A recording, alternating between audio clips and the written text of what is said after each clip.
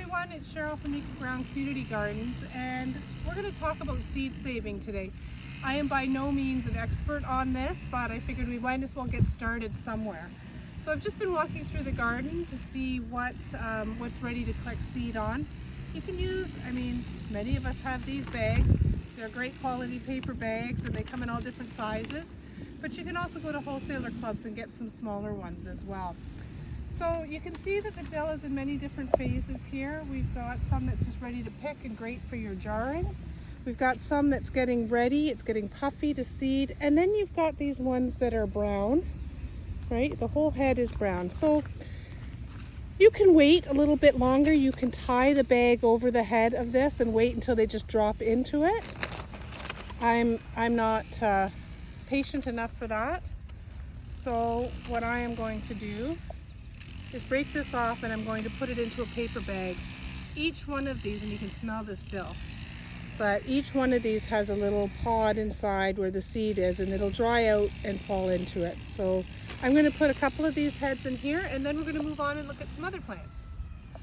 Hi everyone, while I was picking some of the seed from the dill, I came across this here. I see flowers. I know something's getting ready to go to seed.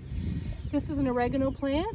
I'm not going to pick this yet, and it might be one that I'll just bag and put a bag over the top and wait for it to dry, but those flowers will dry up, turn into seeds, and then you've got your oregano seeds. You can see all the oregano plant down in here. We'll move on. All right, this was romaine lettuce, and they've all gone to seed. We didn't pick them in time. They would have been flowers. These are like a flower bud now, and then they go to a fluffy, like a dandelion seed that flies into it. So when it's at its fluffy stage, that's when you're going to want to collect the seeds. And again, in this case, I will probably come back, put some bags over them, just tie them, and the seed will just fall into the bag. With lettuce, you can also just let the seeds fly, and early spring, you'll have a bunch of romaine plants starting. Moving on. Okay, just going to stop at a marigold plant here. We plant marigolds in all of our gardens. It's a beneficial flower. You can see all three stages in this one. We've got full bloom, we've got some that are getting ready to go to seed, and then I've got a bud over here that I'll pull out.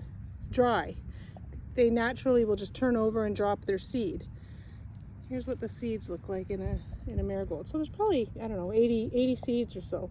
So these are nice and dry to collect, and they will reseed, or you can collect them. We collect lots of marigold seeds every year. All right, we've got some beautiful pole bean plants here. And if you're looking to keep seed, what you're going to look for is the bean to start the bulging. Probably you'd want to leave this one a little bit longer, but most of us are familiar with bean seeds. And there, there's going to be 3 or 4 in this one. I would leave these a bit longer, or if you pick them, put them somewhere to dry them. And in fact, in all cases of seeds, once you've picked them, don't seal them up in a jar. Give them a couple of weeks, spread them out on a screen if you've got one. Make sure everything dries out really well before you store them away in a dark and cool place. All right, move on. Okay, so we've just done a very introductory level, what to look for seeds when you're collecting seeds. Many of us are familiar with where the seeds are in a tomato or a pepper. A tomato does have a bit more of a process for saving the seeds, but still relatively easy. Lots of stuff on YouTube and on the internet.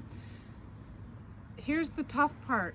You pick your most perfect tomato that has withstood the drought or whatever's been thrown at it, and you don't get to eat it because you're going to take this one and you're going to collect the seed from it. It's the strongest stalk. And depending on how much seed you need, you can still eat a good part of the tomato, but teach your family that you have to keep the most perfect tomato or the most perfect pepper and collect seed. You want the strongest stalk you can have. We'll try to follow up as this goes along in different processes and how to get rid of the chaff when you're separating your seeds, and try to keep you up to date. If you have any questions, feel free to reach out to us. If we don't have the answers, there's lots of people in our community that can help. And if there's other experts in seed collecting out there, please reach out to us. We could certainly use your knowledge. Thanks.